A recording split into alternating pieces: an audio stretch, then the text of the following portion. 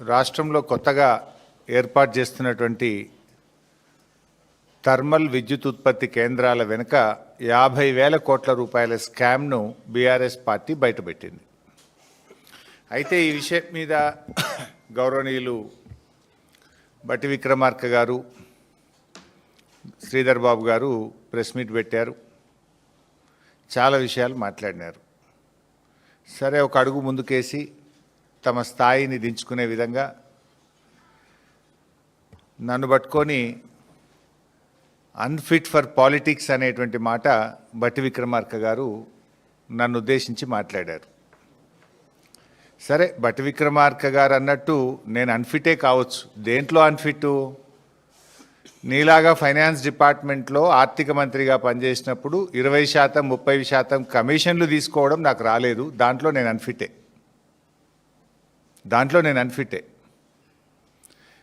మీరు బాగా ఫిట్టు ఇలా, ఎందుకంటే మీ ఫిట్నెస్ బయటపడ్డది కదా.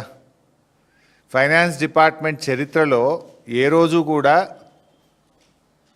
కాంట్రాక్టర్లు వచ్చి సెక్రటరియట్లో ఆర్థిక శాఖ కార్యాలయం ముందు ధర్నా చేసిన చరిత్ర ఏ రోజన్నా ఉందా?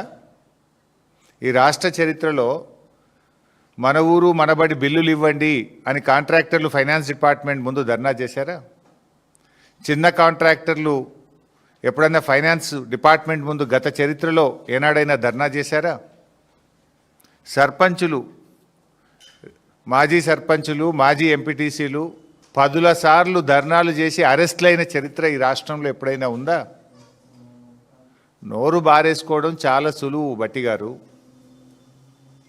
Give respect and take respect.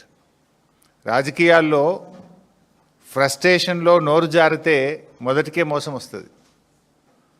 సమాధానం ఉంటే చెప్పండి, లేదా మౌనంగా ఉండండి. నోరెందుకు బారేసుకుంటున్నారు? ఎవరు అన్ఫిట్? మా పాలనలో మా కేసీఆర్ గారు ప్రభుత్వం ఆనాడు కాంగ్రెస్ నుంచి బీఆర్ఎస్ అధికారంలోకి వచ్చినాడు. రాష్ట్రంలో పరిశ్రమలకు వారానికి 2 రోజులు పవర్ హాలిడే.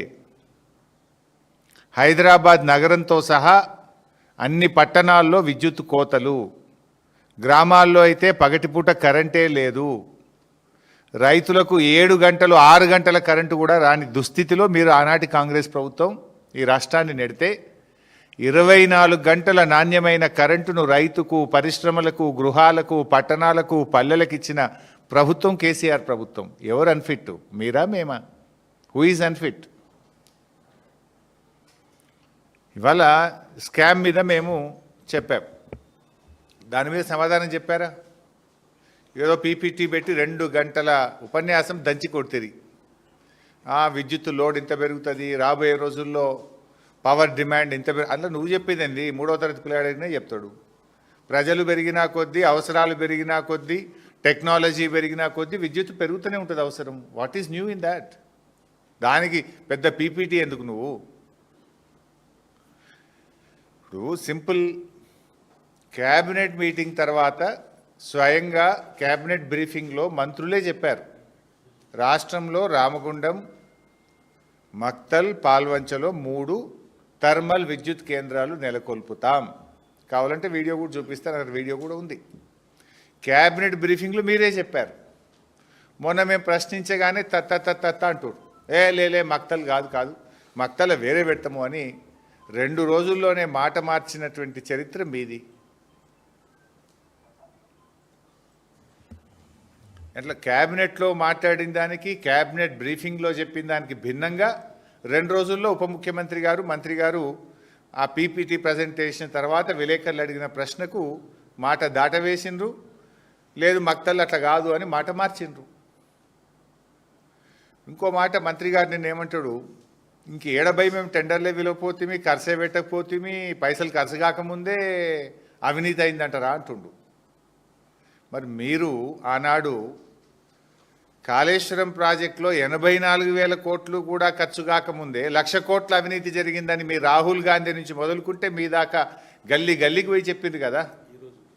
ఇవాళకి కూడా చెప్తున్నారు కదా, ఖర్చు అయిందే 84,000 కోట్లు దాటపోతే 1,00,000 కోట్ల అవినీతి జరిగిందని ఆనాడు అడ్డగోలుగా మాట్లాడినందుకు ముందు క్షమాపణ చెప్పండి. ఇవాళ మేమన్నది 50,000 కోట్ల అవినీతికి మీరు శ్రీకారం చుట్టారు. ఏ రూపాయి ఖర్చు లేకుండా, రూపాయి రాష్ట్ర ప్రభుత్వ పెట్టుబడి లేకుండా, అప్పులు లేకుండా, అప్పుల మీద వడ్డీలు లేకుండా మీరు ప్రతిపాదించిన రామగుండం థర్మల్ పవర్ స్టేషన్ కంటే కూడా తక్కువ ధరకే ఎన్టీపీసీ కరెంట్ ఇస్తుండగా ఈ అప్పులెందుకు, ఈ పెట్టుబడి ఎందుకు, ఈ ధర ఎక్కువ పెట్టి కరెంటు కొనుడెందుకు అని మేము సూటిగా ప్రశ్న వేశాం. దానికి సమాధానం ఇచ్చారా మీరు? You have no answer. మేము అడిగిన ప్రశ్నకి ఇవాళ సూటిగా మీరు సమాధానం చెప్పలేదు. నేను మళ్ళీ ఒక్కసారి రాష్ట్ర ప్రజలకు చెప్పే ప్రయత్నం చేస్తున్నాను, ఎందుకంటే ఈ భారం రాష్ట్ర ప్రజల మీద పడుతుంది.